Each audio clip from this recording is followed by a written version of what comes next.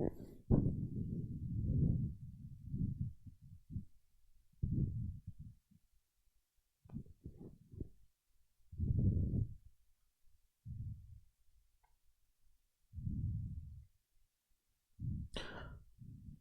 Good evening दोस्तों, क्या हाल चाल है भाई सब लोग के? कैसे भी आप लोग? आई होप आप सब लोग ठीक होंगे। एक बार जल्दी से आके इस चैनल पे जुड़ जाओ ताकि हम आज का लेक्चर स्टार्ट कर सकें। जल्दी से आ जाओ बेटा। और आई होप आप सब लोग बहुत अच्छे से पढ़ाई कर रहे होंगे। किसी भी हालत में, है ना, चीज़ों को स्किप मत कीजिएगा और हर चीज़ को पढ़ने का प्रयास कीजिएगा। अभी बहुत सारा समय बाकी है, यकीन मानिए अभी भी तैयारी बहुत अच्छे से हो सकती है, प्रिपेयर हो सकती है। बस दिल लगाकर जुटने का वेट करना है, बस सीधे, है ना। थोड़े से सेक्रीफाइसेस करने हैं ज़िंदगी में। जब तक सेक्रीफाइस नहीं करोगे तब तक ज़िंदगी में कुछ भी प्राप्त नहीं होगा। ज़िंदगी में कुछ पाने के लिए कुछ छोड़ना, खोना पड़ता है, और हो सकता है नींद खोनी पड़े। और यकीन मानिए बेटा, नींद सक्सेस की सबसे बड़ी दुश्मन है। अगर आप नींद पे पार पा लिए ना बेटे, ज़िंदगी मानिए बेटा, ये यकीन मानिए, दोस्ती, प्यार, मोहब्बत, मोह माया, इन सब पार पा लिए ना, तो ज़िंदगी में आपको सफल होने से कोई नहीं रोक सकता। हर बड़े आदमी का सेम फंडा है, सक्सेस होने का सेम फंडा है। आपको कुछ ना कुछ अपनी ज़िंदगी से त्यागना ही पड़ता है। चलो भाई जल्दी आ जाओ एक बार, फिर हम स्टार्ट करते हैं आज की क्लास। अगर आपने अनअकैडमी ज्वाइन नहीं किया है तो अनअकैडमी ज्वाइन कर लीजिए। अनअकैडमी पर ऑलरेडी बैच रनिंग में। अगर आपने थोड़ा और लेट कर दिया तो यकीन मानिए आप बहुत लेट हो जाएंगे।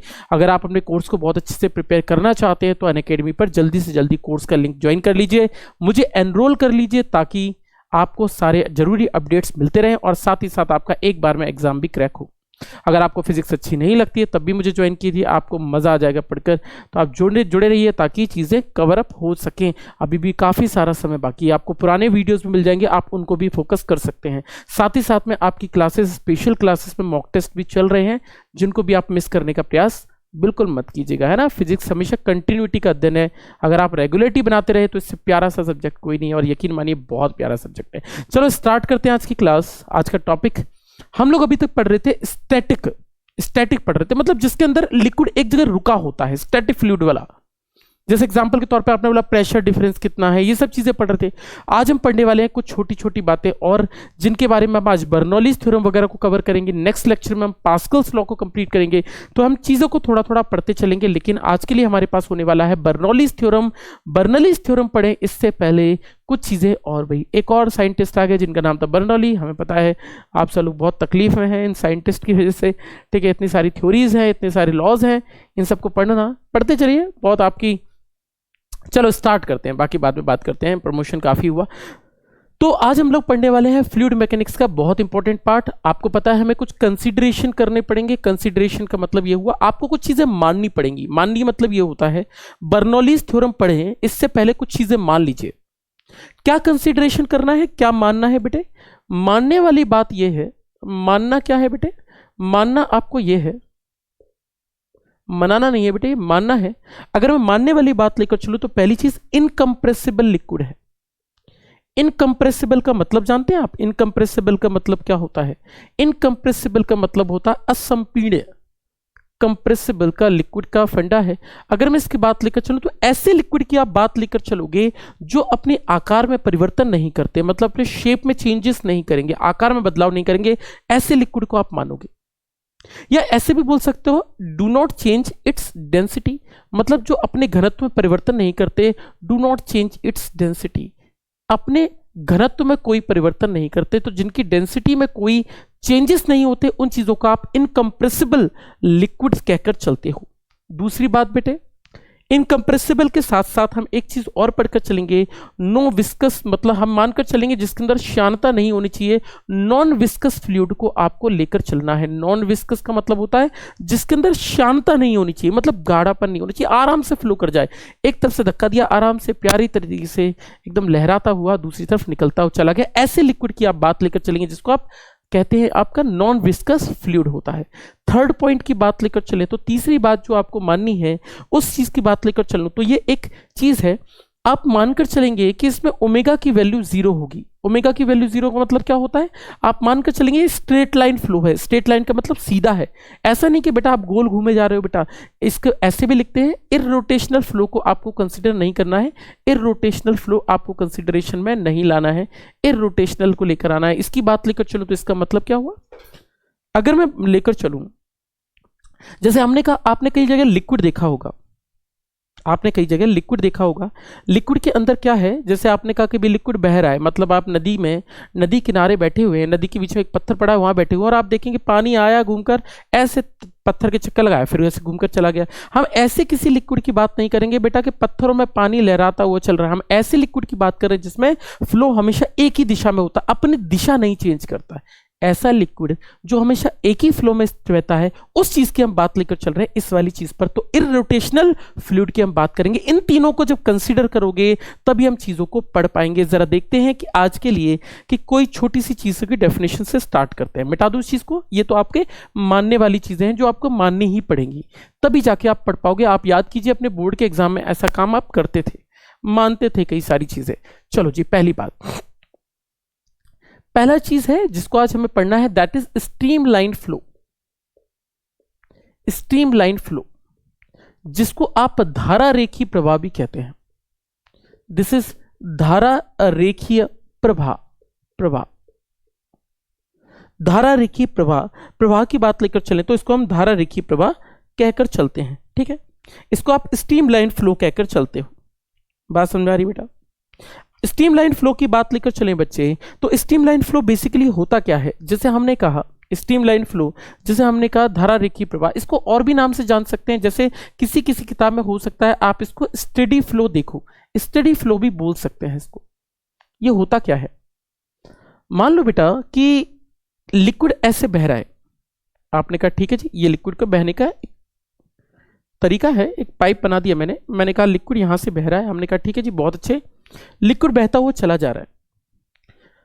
आपने कहा लिक्विड अगर बहेगा तो वो ऐसे बहेगा, ठीक है जी, ऐसे बहेगा, बिल्कुल भैया ऐसे बह रहा होगा लिक्विड। अगर लिक्विड के बहने की बात लेकर चले तो लिक्विड फ्लो हर जगह पर अलग अलग होगा, डिफरेंट होगा। जैसे मैंने कहा इस वाले पॉइंट की बात लेकर चलो, इस वाले पॉइंट की बात लेकर चलो, तो दोनों ही पॉइंट पर अगर वेलोसिटी निकालनी है तो इस पॉइंट पर वेलोसिटी की डायरेक्शन ये होगी, इसको मान लेते हैं फर्स्ट पॉइंट, और इस पर वेलोसिटी की डायरेक्शन ये होगी, दिस इज v2, इसको हम बोलते हैं v1 और दिस इज v2। पहली बात तो अपने दिमाग के अंदर इस बात को अच्छे से डाल लीजिए कि किन्हीं भी दो बिंदुओं पर एट पॉइंट 1 और 2 वेलोसिटी कैन बी डिफरेंट, मतलब वेग डिफरेंट हो सकता है। Velocity can be different at point A, first different at point first and second. पहली बात तो ये अपने दिमाग में अच्छे से डाल लीजिए कि बहुत सारे लोग इस बात को मान लेते हैं कि भैया हर जगह पर वेलोसिटी सेम होगी, वेग सेम होगा। नहीं बेटा, धारा रेखीय प्रवाह ऐसा प्रवाह होता है जिसके अंदर हमेशा वेलोसिटी हमेशा एक पॉइंट पर सेम रहती है। इसका मतलब होता है velocity remain same, velocity remain same, velocity is same at a particular point, एक बिंदु पर समान रहे। ऐसा नहीं बोल रहा हूं कि हर जगह पे वेलोसिटी समान रही, लेकिन इस पॉइंट पर वेलोसिटी हमेशा सेम होनी चाहिए, same at all particular point.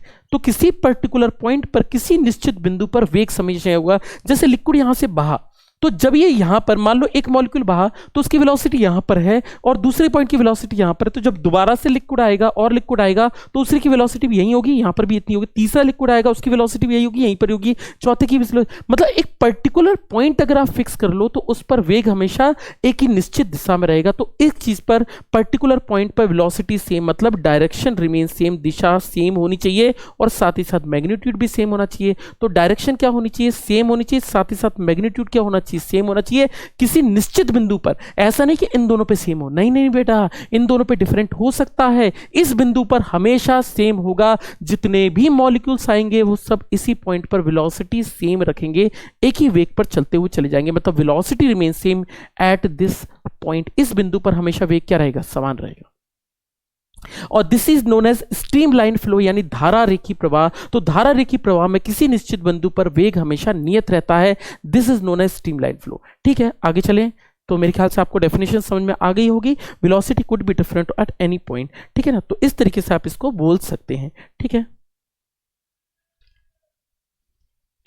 आगे चीज चलें। ठीक है जी, ठीक है हम, ठीक है जी, हमने ये बोल के एक और चीज है आप लोगों को ये भी ध्यान रखना होगा कि अगर मैं दो की बात लेकर चलूं तो आप ऐसा नहीं कि एक लाइन ऐसे ड्रॉ कर दी, एक लाइन ऐसे ड्रॉ कर दी और आपने कहा भैया ये स्ट्रीमलाइन फ्लो। नहीं बेटे, क्यों नहीं है बेटा?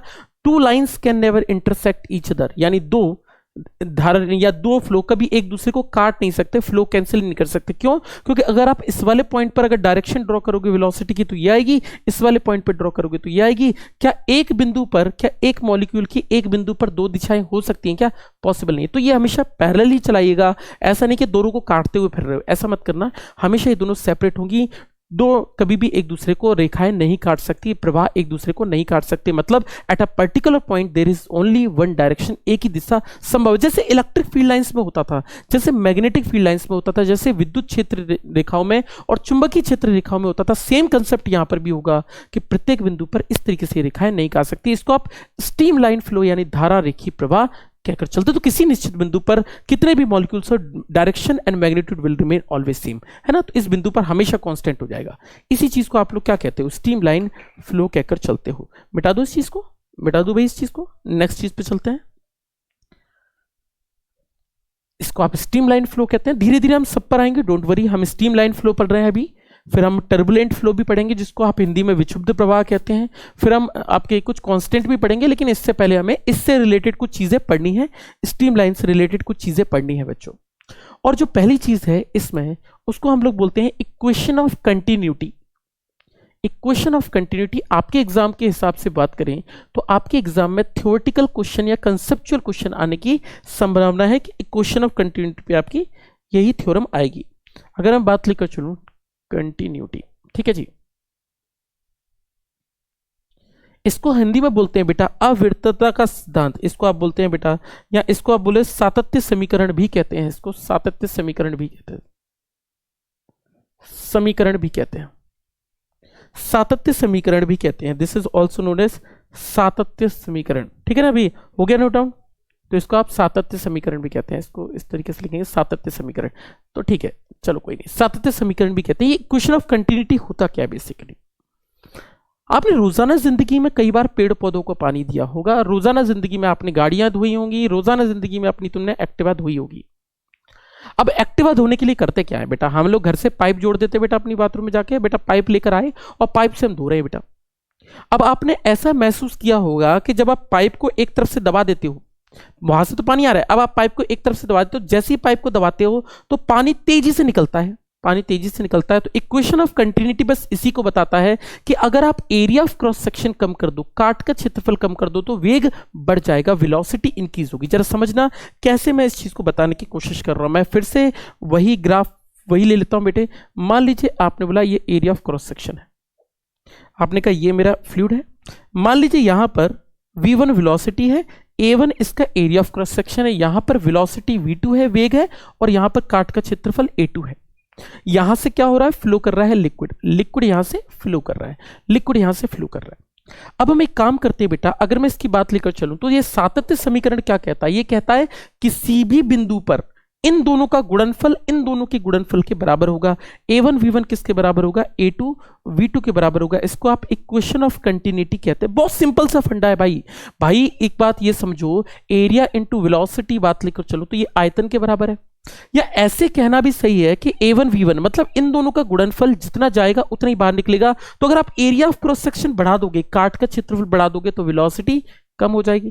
आपने फूकनी देखी है? फूकनी आपने देखा होगा भाई, आग वाग जलाते हैं ना, चूल्हे वूल्हे जलाते हैं, तो वो क्या करते हैं? पतली सी होती है। तो पतली सी किसी चीज को कर दोगे और फूकोगे तो एरिया ऑफ क्रॉस सेक्शन जब छोटा होगा, काट का क्षेत्रफल छोटा होगा, काट का क्षेत्रफल तब होगा, तो वेलोसिटी तेज हो जाएगी। आपने देखा होगा जितनी पतली चीजें होंगी उससे वेलोसिटी तेज होगी। मुंह बड़ा करके फूको और मुंह छोटा करके फूको, आप देखोगे दोनों तरह में बात लेकर चलो तो मुंह छोटा करके फूकोगे तो हवा तेजी से निकलेगी, बड़ा करके फूकोगे तो धीमे से निकलेगी। यानी सिंपल सा कंसेप्ट है कि एरिया और वेलोसिटी, काट और क्षेत्रफल और वेग एक दूसरे से कहीं ना कहीं जुड़े हुए होते हैं, कहीं ना कहीं एक दूसरे से जुड़े हुए होते हैं। तो बात समझना, a1 v1 हमेशा किसके बराबर होगा? a2 v2 के। तो अगर आप एरिया ऑफ क्रॉस सेक्शन कम करते हो तो वेलोसिटी बढ़ती है। इसको लिखते नहीं है यहां पर, ठीक है।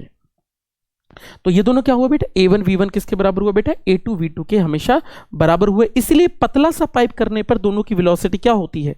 हमेशा कांस्टेंट होती है। av की बात लेकर चले तो दिस इज कांस्टेंट, ये क्या होगा बेटे? कांस्टेंट होगा। और a और v की बात लेकर चलूं तो इसके ऐसे भी लिख सकते हैं, v is inversely proportional to a भी लिख सकते हैं। तो v is inversely proportional to a भी लिखा जा सकता है। इसको आप इस तरीके से भी लिख सकते हैं। तो रेट ऑफ फ्लो यानी प्रवाह की दर,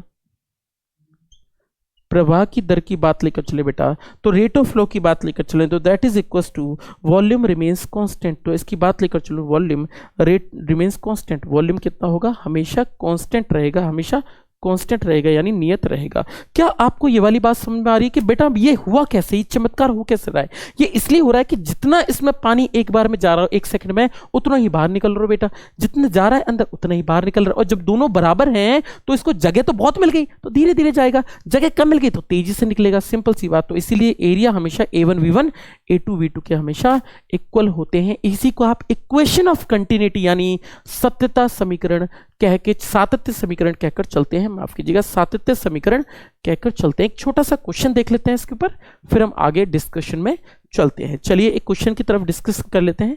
क्वेश्चन, ठीक है जी, क्वेश्चन की बात लेकर चलते हैं। लेट अस सपोज कि आपसे बोल दिया कि एक पाइप है,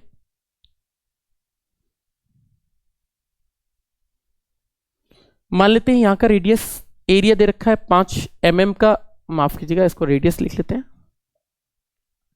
यहां का रेडियस मान लेते हैं, यहां का रेडियस मान लेते हैं आप 10 mm मान लीजिए। यहां की वेलोसिटी मान लेते हैं 10 मीटर पर सेकेंड। यहाँ की वेलोसिटी आपको कैलकुलेट करनी है। आपसे क्वेश्चन पूछा गया कि बताइए यहाँ की वेलोसिटी कितनी रही होगी, ये क्वेश्चन आपको कैलकुलेट करना है। बच्चों करो जरा इस क्वेश्चन को, देखें किस कहाँ से निकलेगा। बहुत ही टुच्चा क्वेश्चन है, आप आराम से इस क्वेश्चन को कर सकते हैं। इसके अंदर क्या कर रहा है, लिक्विड फ्लो कर रहा है। आपसे क्वेश्चन पूछा गया बताइए कितना लिक्विड फ्लो करेगा, जरा बता सकते हैं मुझे आंसर कितना फ्लो करेगा। देखो बेटा एक बात मुझे साफ साफ समझ आ रही है कि इसके अंदर भी सेम कंसेप्ट है कि क्वेश्चन ऑफ कंटिन्यूटी लगा सकते हो, क्योंकि काट का क्षेत्रफल अलग है तो वेग भी अलग रहा होगा। ठीक है, अगर मैं इन दोनों के कंपैरेटिव करूं तो मैं ये कह सकता हूं कि इधर पे लगने वाली चीज A1 V1 किसके बराबर होगा बेटा, A2 V2 के बराबर होगा।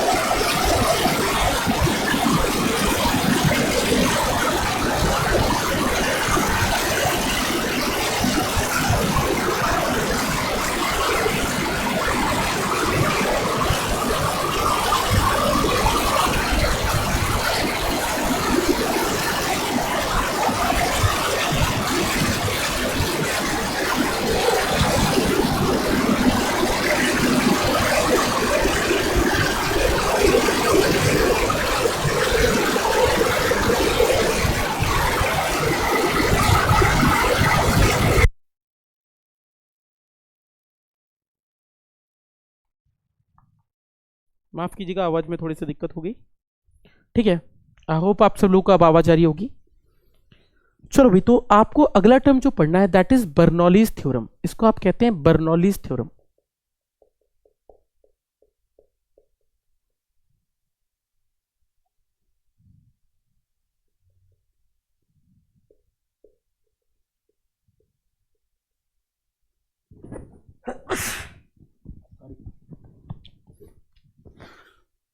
बर्नौली प्रमेय। बर्नौली पर आधारित बहुत सारे नियम हैं जो आप रोजाना जिंदगी में देख सकते हो। बर्नौली प्रमेय पर आधारित बहुत सारी चीजें हैं। बर्नौली प्रमेय होता क्या है, पहली बात इसको पढ़ें। इससे पहले एक छोटी सी बात, बर्नौली प्रमेय लगता कहां है, किस नियम पर आधारित होता है। हम सब जानते हैं, बचपन से पहली क्लास से हमने पढ़ा है, ये है ना, हमने पहली कक्षा से पढ़ा है कि बर्नौली प्रमेय जिस नियम पर आधारित होती है, इसमें तो कोई किसी को कंफ्यूजन नहीं होगी कि ये एनर्जी कंजर्वेशन पर आधारित है, यानी based on energy conservation law. Hindi में based on energy conservation law. Hindi में बात लेकर चलूं तो ये ऊर्जा के संरक्षण के नियम पर आधारित होता है। ऊर्जा के संरक्षण के नियम पर आधारित है, यानी बेस्ड ऑन एनर्जी कंजर्वेशन है। बेस्ड ऑन एनर्जी कंजर्वेशन है। अगर मैं ऊर्जा के संरक्षण की बात लेकर चलूं कैसे है, तो based on energy conservation law है। सेकंड चीज, ठीक है जी, तो हमने कहा बर्नौली कंजर्वेशन पे एनर्जी पर आधारित है। कुछ और टर्म भी सीखेंगे कि क्या किससे रिलेटेड है। पहले हम थोड़ा सा बेसिक देख लेते हैं इसके बारे में, ठीक है। मान लीजिए कि कोई पाइप है, लेट अस सपोज कोई पाइप ले लेते हैं। मान लीजिए ये पाइप है,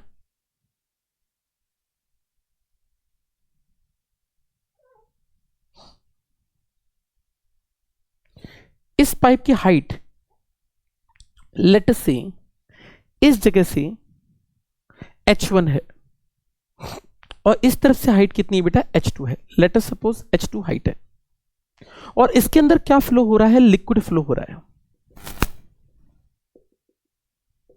चलो जी, हमने कहा क्या फ्लो हो रहा है बेटे, लिक्विड फ्लो होता हुआ चला जा रहा है। लिक्विड फ्लो होता हुआ चला जा रहा है। अब क्योंकि हम लिख रहे हैं कि एनर्जी कंजर्वेशन पर आधारित है, तो पहली बात तो हमें यह पता चलनी चाहिए कि कौन सी एनर्जीज हैं जिसके बारे में चर्चा चल रही है। यहां पर आखिर लिक्विड के अंदर आप किन किन एनर्जीज की, किन किन ऊर्जा की बात लेकर चलोगे। पहले तो हमें यह पता लगे कि कौन कौन सी एनर्जी की बात कर रहे हैं। चलो जी, काम करते हैं, कुछ एनर्जीज के बारे में चर्चा करते हैं जो इसके अंदर होगी। बेसिकली कुछ एनर्जीज के बारे में हम देखते हैं। पहली चीज होगी जिसको हम बोलते हैं प्रेशर एनर्जी, यानी दाब ऊर्जा। प्रेशर एनर्जी यानी दाब ऊर्जा। अब हम ये देखेंगे कि दाब ऊर्जा आखिर इसके अंदर कितनी होगी। दाब ऊर्जा के बारे में बात करूं, प्रेशर एनर्जी, तो प्रेशर एनर्जी का फॉर्मूला होगा F.x, यानी F इंटू एस। तो फोर्स की बात लेकर चलो तो फोर्स बराबर होगा P इंटू में A इंटू में x। बेटा सिंपल सी बात है बेटा, आपको पता है P का फॉर्मूला होता है फोर्स अपॉन एरिया, और यहां से अगर फोर्स निकालूंगा तो पावर इंटू एरिया, और F इंटू एस क्या होगा, वर्क या एनर्जी के बराबर होगा। तो प्रेशर एनर्जी की बात लेकर चलूं तो किसके बराबर होगा, P इंटू ए इंटू एक्स के बराबर होगा। जी निकला। अब हम एक काम करते हैं, इस टर्म को थोड़ा सा अच्छा दिख जाए ये टर्म, तो हम क्या करते हैं बेटा, प्रेशर एनर्जी को वॉल्यूम से डिवाइड कर देते हैं। किससे, आयतन से डिवाइड कर देते हैं। हिंदी में दाब ऊर्जा पर मतलब एकांकी आयतन, दाब ऊर्जा अपॉन में क्या कर दिया बेटे, आपने आयतन कर दिया। अगर आप नीचे वॉल्यूम कर दो तो इसको मैं डिवाइड कर देता हूं। मैं इस फॉर्मूले को ऐसे लिख सकता हूं, P इंटू ए इंटू एक्स अपॉन में लिख सकता हूं बेटा A इंटू एक्स। सिंपल सी बात है। इन दोनों को कैंसिल आउट कर दूं, ये दोनों कैंसिल आउट कर देंगे तो बचेगा कितना, this will comes out to be pressure. तो इस P को आपने क्या लिखा बेटा, प्रेशर एनर्जी लिखा। देखिए प्रेशर एनर्जी नहीं है, बट प्रेशर एनर्जी पर यूनिट वॉल्यूम किसके बराबर होता है, P के बराबर। तो P को आप प्रेशर एनर्जी ना बोलें, ये दाब ऊर्जा नहीं है, ये एक्चुअल में क्या है, दाब ऊर्जा पर एकांकी आयतन है, मतलब पर यूनिट वॉल्यूम है। आयतन की रेगुलेशन या रेट ऑफ वॉल्यूम या पर यूनिट वॉल्यूम की बात लेकर चलते तब इसको डिफाइन किया गया है। तो this is not pressure energy, this is pressure energy पर यूनिट वॉल्यूम। तो आपने इसको डिफाइन कर दिया है किसके बराबर हुआ, पी की। तो इस लिक्विड के अंदर पहली चीज तो प्रेशर होगी, दूसरा कुछ हाइट पर भी है, आपको दिखाई पड़ रहा है। जैसे अगर ये हाइट पर है तो मतलब इसके अंदर पोटेंशियल एनर्जी होगी। ऐसा तो आपको कुछ आकाशवाणी हो रही होगी आपके कानों में कि इसके अंदर स्थैतिक ऊर्जा का टर्म भी होगा। चलो जरा पोटेंशियल एनर्जी को भी डिफाइन कर लेते हैं। सेकंड एनर्जी की बात लेकर चलते हैं, दिस इज पोटेंशियल एनर्जी। इसको आप कहते हैं बेटा पोटेंशियल एनर्जी, इसको आप स्थैतिक ऊर्जा कहते हैं। पोटेंशियल एनर्जी जिसको आप स्थैतिक ऊर्जा कहते हैं। पोटेंशियल एनर्जी के फॉर्मूले की बात लेकर चलो बेटा, तो पोटेंशियल एनर्जी का फॉर्मूला होता है mgh। एक काम करते हैं, इसको भी हम डिवाइड कर देते हैं, पोटेंशियल एनर्जी पर यूनिट वॉल्यूम, इसको भी डिफाइन कर देते हैं। इसकी वैल्यू हो जाएगी mgh अपॉन में वॉल्यूम। वॉल्यूम की बात लेकर चलूं तो डेंसिटी बराबर होता है मास अपॉन वॉल्यूम। वॉल्यूम करोगे तो मास अपॉन डेंसिटी हो जाएगी। बात समझा रही बेटा, वॉल्यूम निकालोगे तो मास अपॉन डेंसिटी। तो मैं एक काम करता हूं, मास अपॉन डेंसिटी इसको पुट कर देता हूं, m से m फिर से कट जाएगा बेटे, इसकी वैल्यू क्या बचेगी बेटा, रो जी एच के बराबर होगी। मतलब ये भी टर्म निकल आया, पहला टर्म p निकल कर आ गया, दूसरा टर्म क्या निकल कर आ गया बेटा, रो जी एच। रो जी एच भी बेटा एनर्जी क्या है, ये पोटेंशियल एनर्जी पर यूनिट वॉल्यूम की बात कर रहे हैं, एकांकी आयतन में, तो इसकी वैल्यू किसके बराबर निकली, रो जी एच के बराबर निकली। अब हम चलेंगे तीसरी एनर्जी जो इसके अंदर अवेलेबल है। अभी हम टोटल एनर्जी पे भी आएंगे, लेकिन अभी हम समझ रहे हैं कि इसके अंदर कौन कौन सी ऊर्जा है जिसके बारे में आप चर्चा करते हैं, किसके बारे में आप बात कर रहे हैं, ठीक है। अब देखो बेटा, तीसरी टाइप की एनर्जी होती है जिसके बारे में हम बात लेकर चलें, तो दैट इज काइनेटिक एनर्जी, इसको आप बोलते हो काइनेटिक एनर्जी। काइनेटिक एनर्जी की बात लेकर चलो तो काइनेटिक एनर्जी का फॉर्मूला होता है हाफ एम वी स्क्वायर। एक काम करते हैं, इसको भी डिवाइड कर देते हैं, हम एक काम करते हैं, इसको भी डिवाइड कर दूं, गतिज ऊर्जा divided by per unit volume की बात लेकर चलूं तो ये हो जाएगा 1/2 into M V square, upon में हो जाएगा, अपॉन में वॉल्यूम, वॉल्यूम को लिख सकता हूं बेटा मास अपॉन डेंसिटी, इसको भी कर दो, मास से मास फिर से कैंसिल आउट होगा, इसकी वैल्यू बचेगी 1/2 into half rho V square. ये भी क्या निकल कर बेटा, पर यूनिट वॉल्यूम का कंसेप्ट निकल कर आ गया। अब बेटा आपने तीनों का पर यूनिट वॉल्यूम निकाल लिया, अब हम इन तीनों को जोड़ देते हैं। अब ये कहता है बर्नौलीज थ्योरम कि ये तीनों का जोड़ हमेशा क्या आता है, कांस्टेंट निकल कर आता है, that is always remains constant. ये हमेशा नियत होगा, जितना इनिशियल होगा, क्योंकि वॉल्यूम तो कांस्टेंट है, जितना जाएगा उतना ही वॉल्यूम आएगा। तो अगर इस वॉल्यूम को कांस्टेंट मान लूं तो ये दोनों एनर्जीज यहां पर अगर बात लेकर चलूं टोटल, तो यहां पर टोटल और यहां पर टोटल और यहां टोटल, यहां टोटल, हर जगह पर टोटल, पूरा टोटल ही सेम होने वाला है, पूरा टोटल जुड़ जाने वाला है। तो मैं किसी भी बिंदु पे निकाल सकता हूं। चलो लेकर चलते हैं, एक बार देख लेते हैं, इन तीनों का जोड़ कर देते हैं। आपको ये चीज समझ में आनी चाहिए। धीरे धीरे हम समझा रहे हैं कि बर्नौलीज थ्योरम है क्या, किससे रिलेटेड, बड़े अच्छे से कंसेप्ट बनते हैं बर्नौलीज थ्योरम पे कि भाई साहब हवाई जहाज कैसे उड़ रहा है, बॉल कैसे स्पिन कर रही है, और भाई साहब ट्रेन के, बुलेट ट्रेन के पास क्यों नहीं खड़े हो रहे हो आप, बहुत सारी चीजें पढ़ रहे हो आप, बहुत इंटरेस्टिंग चीज है। मिटा दो इस चीज को, ठीक है। तो आपने तीनों एनर्जीज आप याद रखोगे, P half rho V square और रो जी एच पर यूनिट वॉल्यूम। तो मैं अगर किसी भी दो बिंदुओं पे लगा दूं, लेट अस सपोज मैं इनिशियल पे लगा दूं और फाइनल पे लगा दूं, मैं देखना चाहता हूं अगर मैं इन दोनों पे लगा दूंगा तो क्या कंसेप्ट लगेगा। चलो एक काम करते हैं, दोनों पे लगाते हैं, इनिशियल और फाइनल पोजीशन पर। तो अगर मैं दोनों तरफ बराबर कर दूं तो मैं लिख सकता हूं यहां पर P1, दूसरा क्या होगा भाई, रो इंटू जी इंटू H1, H1 हाइट हो गई, प्लस में क्या होगा 1/2 into rho into V1 square. इसको भी हम बात लेकर चले तो यहां पर वेलोसिटी कितनी हो जाएगी, V1 स्क्वायर। तो यहां पर वेलोसिटी डिफरेंट हो सकती है, तो V1 यहां होगी, V2 यहां होगी, A2 यहां पर है, A1 यहां पर है, ठीक है जी, ठीक है जी, ये निकल कर आ गया बेटे। इन दोनों की बात लेकर चलूं तो मैंने एक वॉल्यूम तो बराबर कर दिया, तो एरिया का कोई काम नहीं है। इसके बराबर कर दूं वहां वाली एनर्जीज के बराबर, तो इस जगह P2 प्लस में हो जाएगा रो इंटू जी इंटू H2 प्लस 1/2 इंटू, इसकी बात लेकर चलूं तो this is row V2 square. बात समझा रही बेटा, ये हुआ रूट V2 स्क्वायर।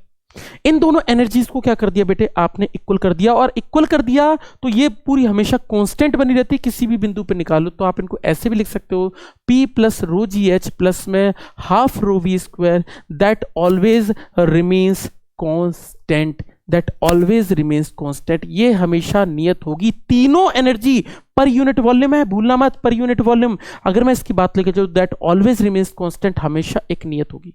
यानी अगर आप एक ऊर्जा बढ़ाओगे तो दूसरे को कम होना पड़ेगा। हाँ भाई, कम होना पड़ेगा, होना पड़ेगा। क्यों, देखो आपने पाइप दे रहे हैं पानी में, आपने कहा मैं पाइप को उठाऊंगा ऊपर लेकर जाऊंगा, बेटा ऊपर लेकर जाओगे तो बेटा पानी के पाइप लेकर जा रहे हो, हाइट बढ़ा रहे हो बेटा, पोटेंशियल एनर्जी इंक्रीज कर रहे हो, स्थैतिक ऊर्जा बढ़ा रहे हो, तो गतिज ऊर्जा क्या होगी, काइनेटिक कम होगी।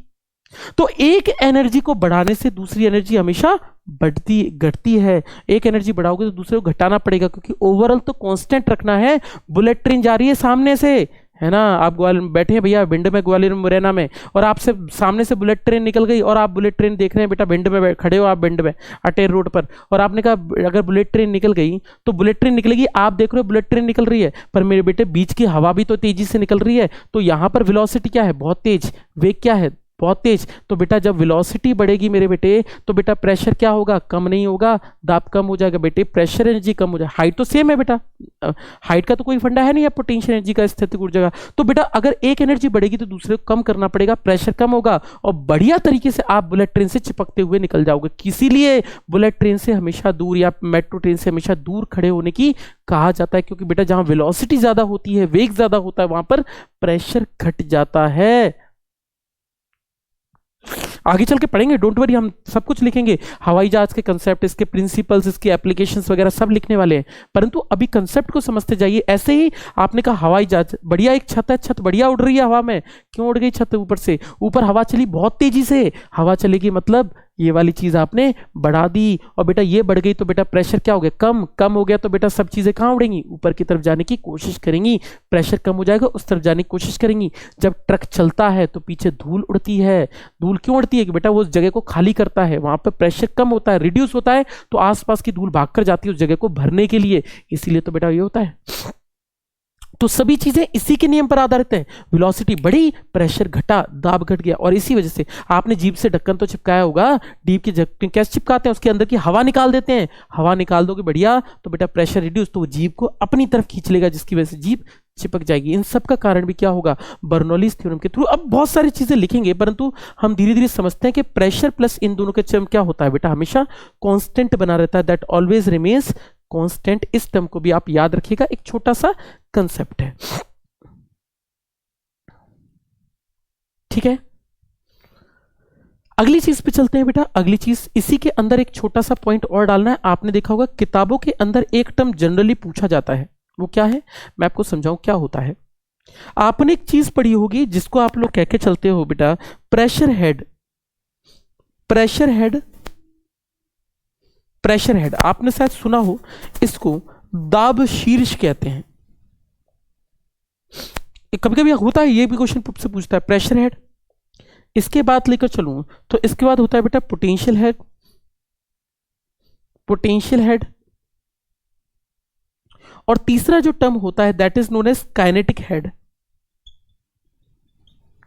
हिंदी में बात लेकर चलूं तो इसको गुरुत्व शीर्ष कहते हैं, और इसको आप वेग शीर्ष कहते हैं।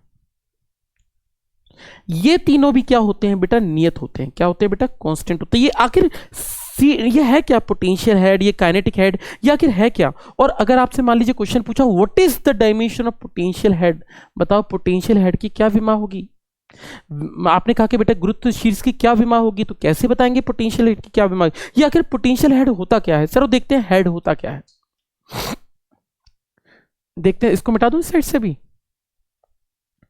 ये हेड होता क्या है जरा देखें। देखो एक काम करते हैं, इक्वेशन आपने लिखी थी मेरे बेटे, आपको याद होगी इक्वेशन, ठीक है, मैं इसको लिख रहा हूं यहां पर। इक्वेशन आपने लिखी थी, आपको याद होगा, P प्लस में रो जी एच प्लस में half rho V square that always remains constant. ये हमेशा क्या होता है, नियत होता है, यही हमने लिखा था, दैट ऑलवेज रिमेन्स कांस्टेंट बच्चों, है ना। अगर आपने ये सब कांस्टेंट कर दिया बच्चों, तो एक काम करते हैं, प्रेशर हेड निकालना है। बहुत सिंपल है, आप क्या करो, प्रेशर हेड निकालने के लिए सबको रो जी एच से डिवाइड कर दो। किससे, रो जी एच नहीं, जी एच से डिवाइड कर दो।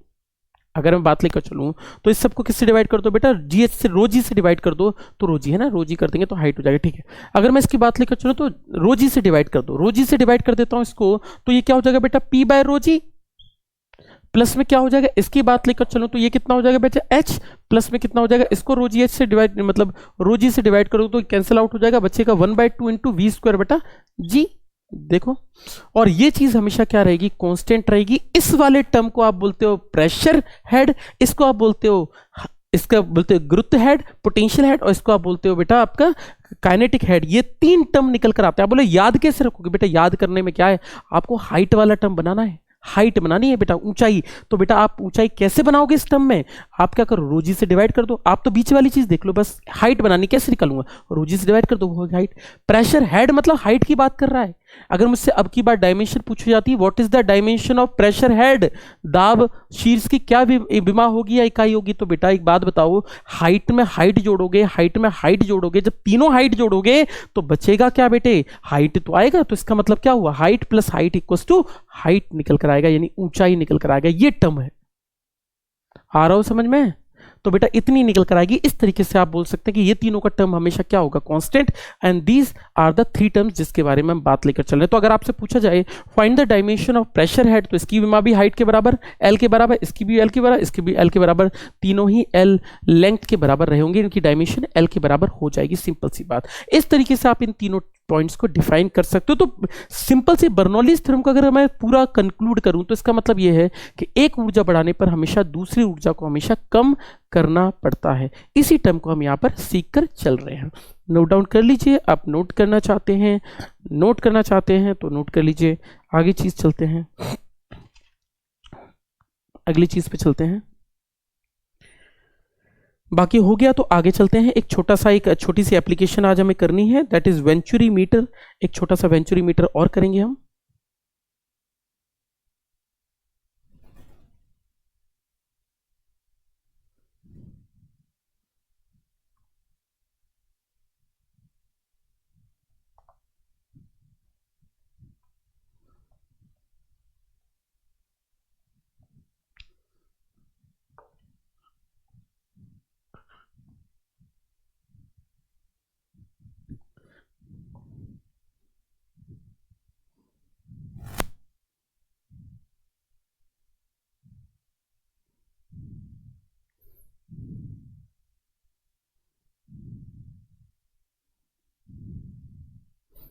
हो गया।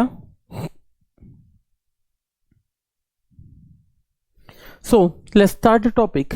हम क्या कहने वाले हैं जरा देख लेते हैं। सो देखते हैं। देखो बेटा, तो हमें आज पढ़ना है एप्लीकेशन का first point, that is venturi meter.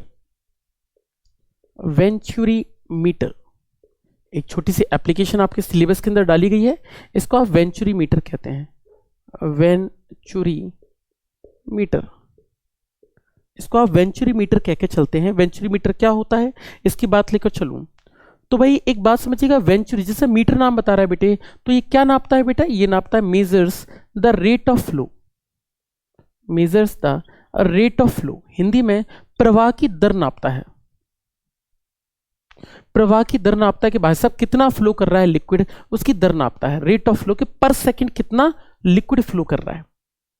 और स्पीड भी बता सकता है, स्पीड यानी चाल भी बता सकता है कि किस बिंदु पर कितनी चाल रही होगी। मैं आपको बताऊंगा, अभी आप फिगर बनाएंगे तब हम देखेंगे इसकी चाल कितनी रही होगी। तो आप किसी भी चीज पर फ्लो ऑफ लिक्विड की वेलोसिटी बता सकते हो, या स्पीड या वेलोसिटी लिख लो, velocity of flow of liquid. कैसे बताता है, इसके लिए एक छोटा सा फिगर बनाया गया है। चलो जरा फिगर बनाते हैं। आपने कहा एक मान लीजिए लिक्विड है,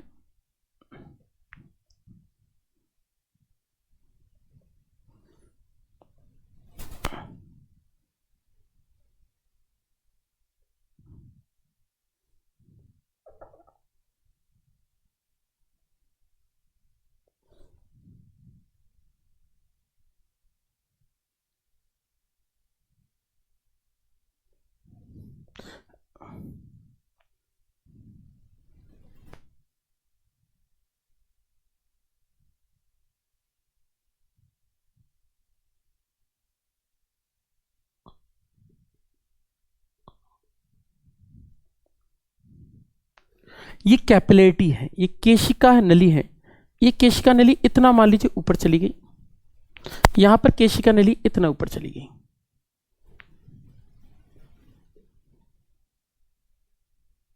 ये इनकी हाइट का डिफरेंस हो गया।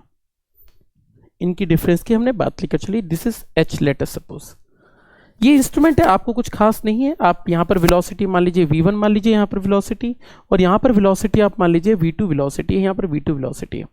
आप निकाल सकते हैं कि v1 कैसे होगा, v2 क्या होगा। वेंचुरीमीटर एक छोटा सा कंसेप्ट है, इसके थ्रू आप नाप सकते हैं कि कितना लिक्विड फ्लो कर रहा है। इसको निकालने का तरीका है, क्या फॉर्मूले होते हैं। अगर मैं फॉर्मूले की बात लेकर चलूं तो फॉर्मूले की बात लेकर चलते हैं। v1 अगर आप वेलोसिटी निकालना चाहते हैं तो that is equal to a2 under root में होता है 2GH/A2 अंडर रूट में होता है बेटा, अंडर रूट में 2GH अपॉन में होता है A1² minus A2 square, A1² minus A2 square. तो पहला तो टर्म निकल कर आ गया ये, और अगर आपको वेलोसिटी सेकंड लिखनी है that will comes out to A1, अंदर में अंडर रूट का मल्टीप्लीकेशन हो जाएगा that is equals to 2G into में हो जाएगा बेटा H अपॉन में हो जाएगा A1 माइनस A2 का होल स्क्वायर। तो आपका फॉर्मूला बन जाएगा A1² minus A2 square, formula निकल कर आएगा। इस तरीके से आप V1 और V2 को डिफाइन कर सकते हैं। ये मेरे V1 और V2 के कंसेप्ट रहे होंगे। और इस तरीके से आप बता सकते हैं कि रेट ऑफ फ्लो कितना होगा। अगर मैं इन दोनों को जोड़ दूं, अगर मैं इन दोनों की वेलोसिटी को कॉम्बिनेशन में लिखकर चलूं, तो आप रेट ऑफ फ्लो को निकाल सकते हैं।